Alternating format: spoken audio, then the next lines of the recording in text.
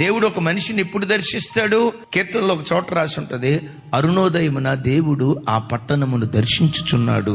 దైవజనమా, ఎంత అలసిపోయినా రాత్రి 11ంటికి పండుకో, 12ంటికి పండుకో, ఒక దైవికమైన క్రమాన్ని అలవాటు చేసుకో.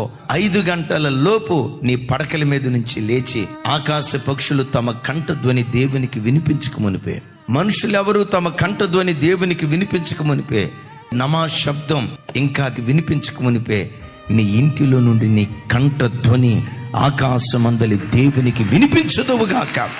అలా నువ్వు వినిపిస్తే ఒక మాట అంట, నీ ఆత్మదీపం ఎందుకు ఆరిపోతుంది? నువ్వు నిరంతరం మండే వ్యక్తిగా ఉంటావు. నీవు మండటం కాదు, నీ ఇంటి వారిని అందరినీ మండించే ఒక జ్యోతిగా దేవుని కొరకు నువ్వు నిలవబడతావు. జ్ఞానులతో సహవాసం చేసేవాడు జ్ఞాని, దేవునితో సహవాసం చేసేవాడు దేవుని వంటివాడిగా మార్చబడతాడు. దేవుని వంటివాడిగా మార్చబడతాడు.